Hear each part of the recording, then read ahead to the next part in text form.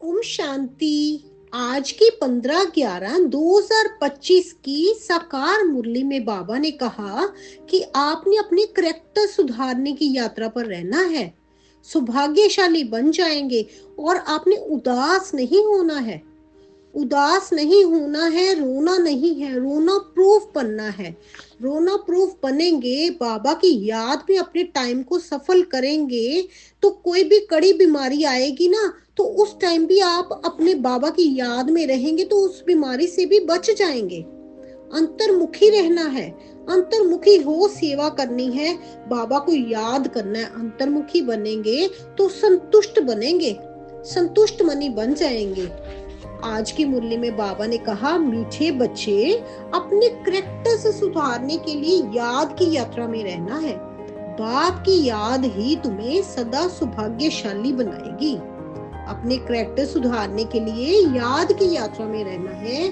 बाप की याद ही तुम्हें सदा सौभाग्यशाली बनाएगी। इतना नशा रहे कि हम सदा के लिए सौभाग्यशाली बन रहे हैं।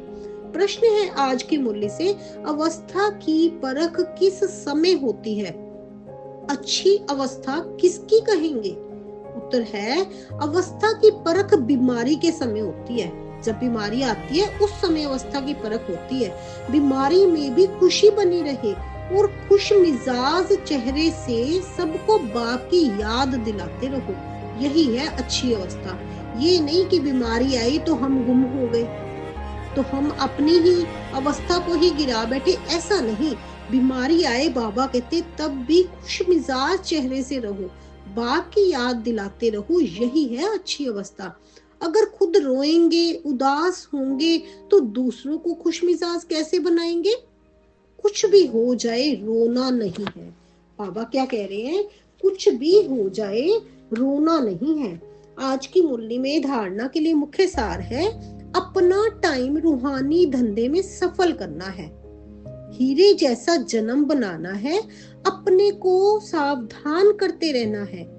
शरीर समझने की कड़ी बीमारी से बचना है, उसका पुरुषार्थ करना है। अपने को शरीर नहीं समझना, अपने को आत्मा समझकर चलना है। कभी भी माया का दास नहीं बनना है।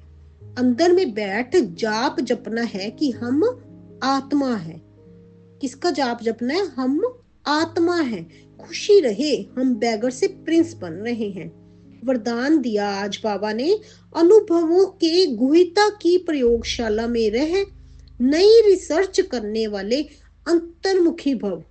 अनुभवों की गुहिता की प्रयोगशाला में रह, मतलब आप अनुभव तो करते हो, उसकी गुहिता में जाओ, उसकी प्रयोगशाला में रह नई नई रिसर्च करो कि हमने क्या क्या अनुभव किया।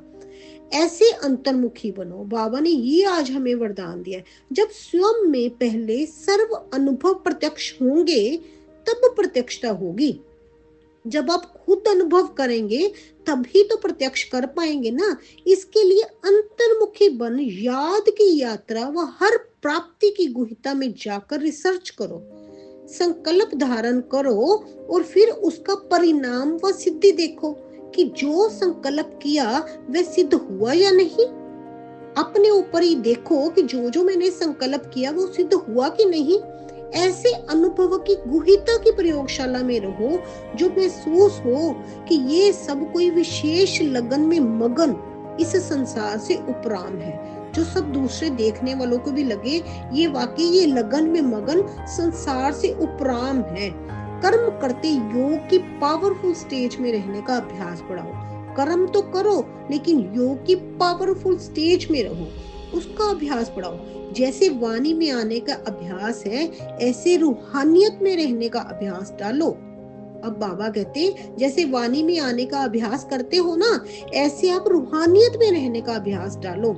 स्लोगन है, संतुष्टता की सीट पर बैठकर परिस्थितियों का खेल देखने वाले ही संतुष्ट बने हैं। अगर हम संतुष्टता की सीट पर बैठेंगे, फिर परिस्थितियों का खेल देखेंगे, तभी हम संतुष्ट मनी बन पाएंगे।